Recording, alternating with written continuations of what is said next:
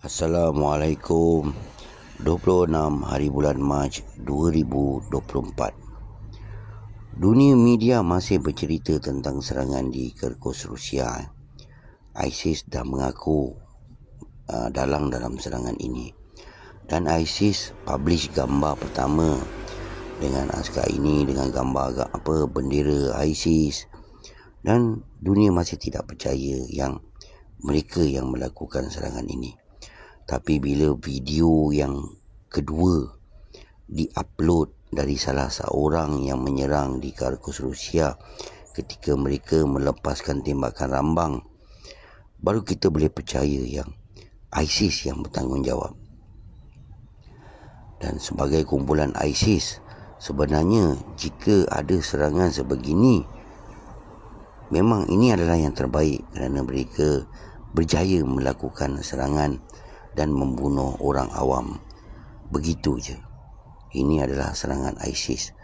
Tapi ISIS marah kerana yang menyerang ni dah ditangkap. Ini bukan ISIS punya apa yang mereka rancang.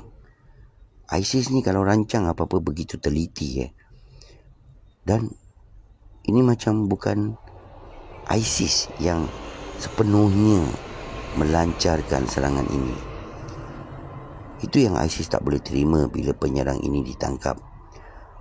Tapi dengan serangan yang mereka tak berapa gembira lah. 4 orang telah ditawan dan 2 orang mati. Dengan senang-senang saja mereka ditangkap di region di mana border Rusia dan Ukraine. Sebab inilah Rusia masih rasakan ini ada kaitan dengan Ukraine, dan penyerang ini beri info setelah kerja selesai, bayaran lagi separuh akan dibuat di Ukraine. Ini info daripada Rusia. Walau negara kelahiran pengganas ini, Turkmenistan, tak mengaku membantu mereka kerana negara mereka makmur dengan hubungan dengan Rusia dan negara mereka, ekonomi mereka adalah baik.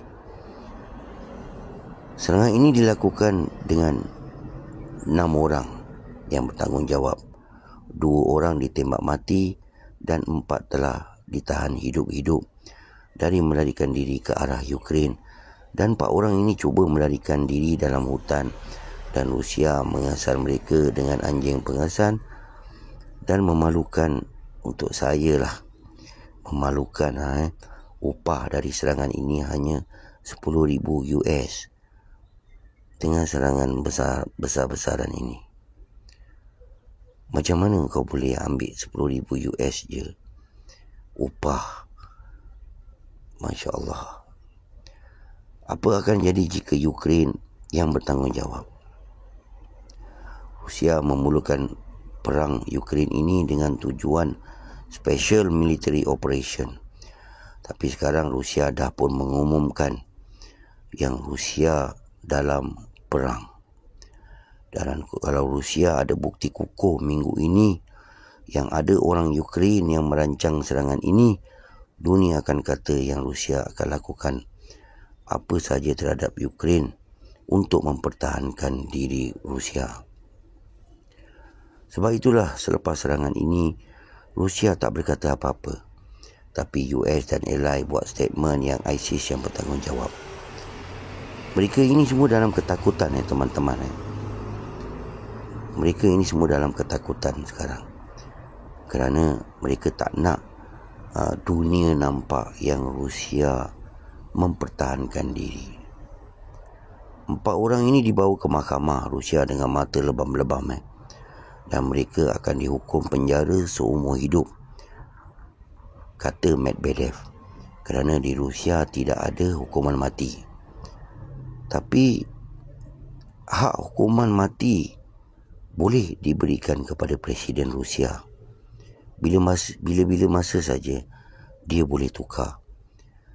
Dan kita akan lihat apa yang rakyat Rusia akan minta hukuman yang akan diberikan kepada 4 orang ini.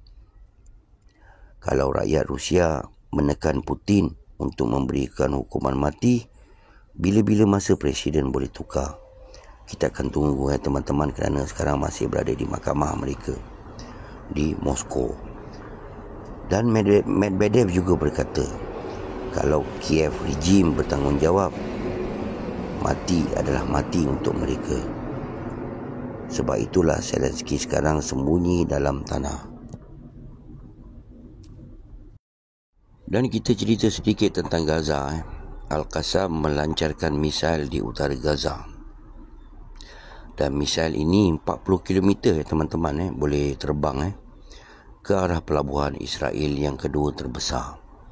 Dan banyak kawasan kilang-kilang di sana. Dan Hamas dan PIJ, PLFP juga masih menunjukkan kekuatan mereka di Gaza. Dan Al-Qassam Brigade menyerang askar Israel yang berada berdekatan dengan Al-Shifa Hospital. Dan Al-Qassam mengebom 3 tank Israel yang berada di sana dengan Yasin 105 daripada atas-atas bangunan di kawasan Al-Shifa Hospital. Dan mereka berjaya teman-teman. Dan sakit hati juga bila setiap kali perang Gaza ni bukan hanya kanak-kanak saja dibunuh, malah askar Israel merogol wanita. Selama saya buat berita perang Ukraine, sekalipun saya tak pernah mendengar perkataan merogol perang di Ukraine dan Rusia. Beberapa hari lepas, China dan Rusia veto idea US di UN Council. Dan kita boleh lihat sekarang di UN Council hanya ada 2 saja, US dan Israel saja veto.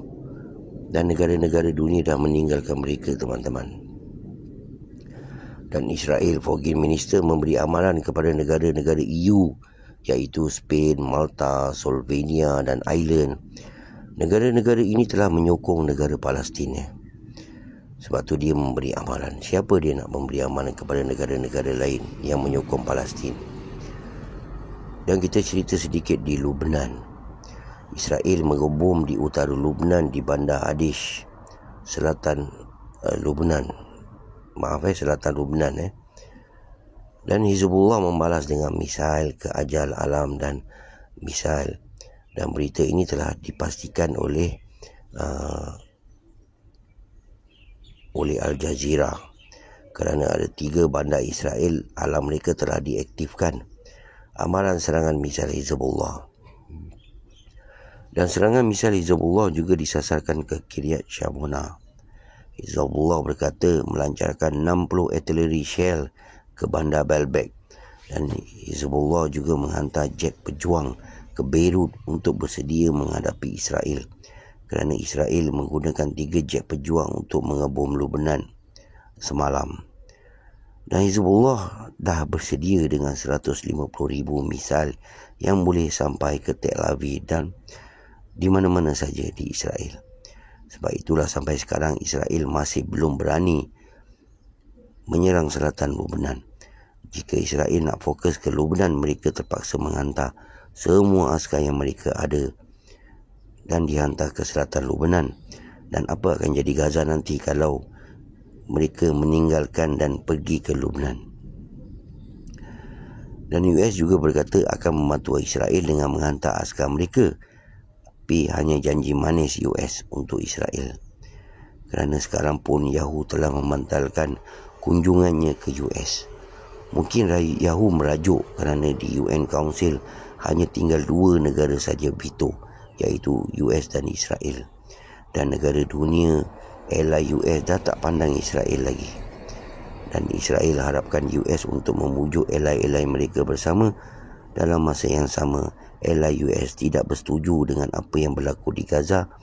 Dan untuk Israel, US dah tak ada power lagi untuk membantu Israel di UN Council.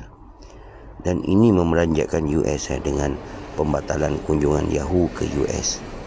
Kerana hanya satu negara saja dalam dunia yang membantu Israel sekarang, tapi Israel telah membatalkan kunjungannya ke US. Macam tak respect dengan sahabat karib. Assalamualaikum.